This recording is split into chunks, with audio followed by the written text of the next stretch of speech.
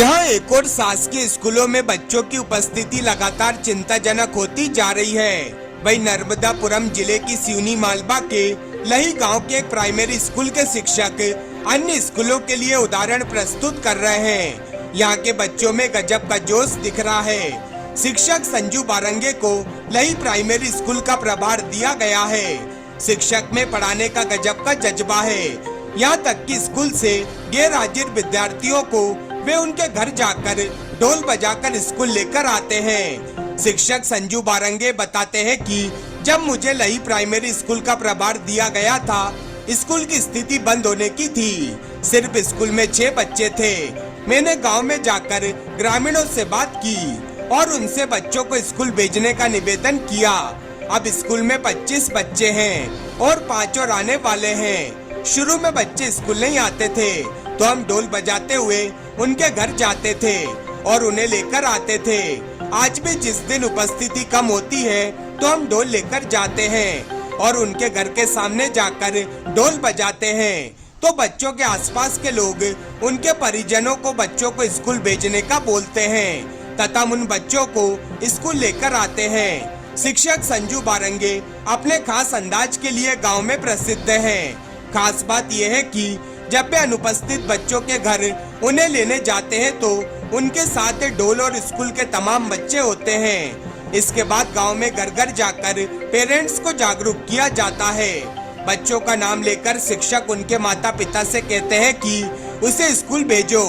इस नवाचार के चलते इस स्कूल में अधिकांश विद्यार्थी उपस्थित रहते हैं। शिक्षक के इस प्रयास से बच्चों में पढ़ाई के प्रति जागरूकता बढ़ी है। बारंगे का कहना है कि भगवान ने गुरु बनाया है तो मैं अपना काम पूरी ईमानदारी और निष्ठा से करने का प्रयास कर रहा हूँ। बस यही चाहता हूँ कि यहाँ शिक्षकों की पदस्थापना हो जाए तो इन विद्यार्थियों की पढ़ाई अच्छे से हो सके।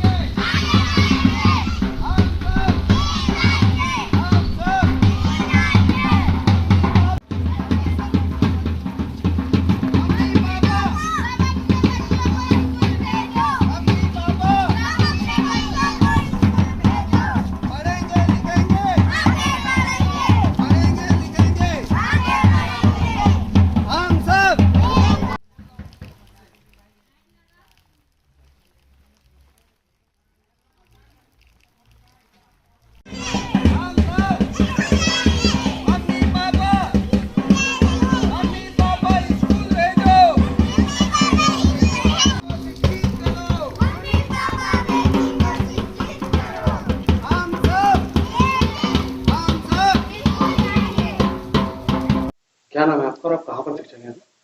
सर मेरा नाम संजू बारंगे है। मैं सिवनी मालवा के झिरनापुरा लही का एक टोला है झिरनापुरा, वहां पर पदस्थ हूँ और अभी फिलहाल में मैं शासकीय प्राथमिक शाला लही का कार्यभार पिछले 1.5 वर्षों से संभाल रहा हूँ। मेरे आने से पहले यहाँ 2 शिक्षक थे, वो अक्टूबर 2022 में ट्रांसफर होके चले गए। शाला में उस समय 6 बच्चे थे और शाला बंद होने की स्थिति में थी। तो हमारे प्राचार्य महोदय ने मुझे प्रभार सौंपा और कहा कि बारंगे जी आप शाला को देखो, अगर कुछ हो सकता है इसमें उन्नत कार्य। तो उनका ठीक है। आप बोले आप बच्चों को है क्या गांव में? तो मैंने कहा हाँ है। तो हमने घर घर जाके सर्वे करा तो हमारे पास 20 बच्चे निकले। तो हमने 20 बच्चे के आधार कार्ड बनवाए, ID बनवाई और उनके पालकों से संपर्क करा और उनको समझाया कि भैया ऐसे बच्चों को आप ध्यान नहीं देते हो, आपके बच्चे 6-7 साल के हो गए हैं तो इनको आप शिक्षा से जोड़ो। तो बोले कौन करेगा भैया? तुमने कहा हम आपकी मदद करेंगे। और हमने फिर उनको समझाया, ID बनवाई और उनको पोर्टल पे जुड़वाया और बच्चे फिर स्कूल आने लगे। तो वैसे स्कूल आने लगे तो 1 साल तो उनके पास ड्रेस नहीं आई।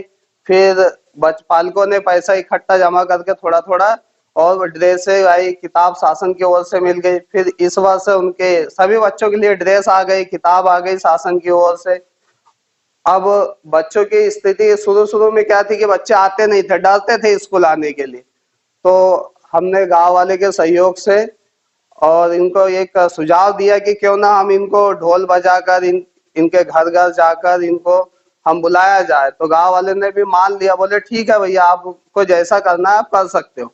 तो फिर मैंने एक गांव से ढोल लिया और सप्ताह में एक दिन जैसे उपस्थिति कम होती है, मैं ढोल बजा के घर घर जाता हूँ और जो बच्चा नहीं आता उसके घर ढोल बजाता हूँ। तो मोहल्ले वाले कहते हैं कि भैया तुम्हारा बच्चा स्कूल नहीं जाता इसलिए तुम्हारे घर के सामने ढोल बज रहा है।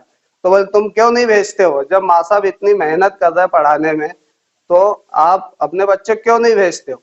तो इस प्रकार धीरे धीरे बच्चे शिक्षा से जुड़े। आज मेरे स्कूल में 25 बच्चे दर्ज है और अभी 5 बच्चे के आईडी मैंने बनाने में प्रोसेस में है उनका। इस वर्ष 5 बच्चे का एडमिशन हो जाएगा जो 6 वर्ष से ऊपर के हैं।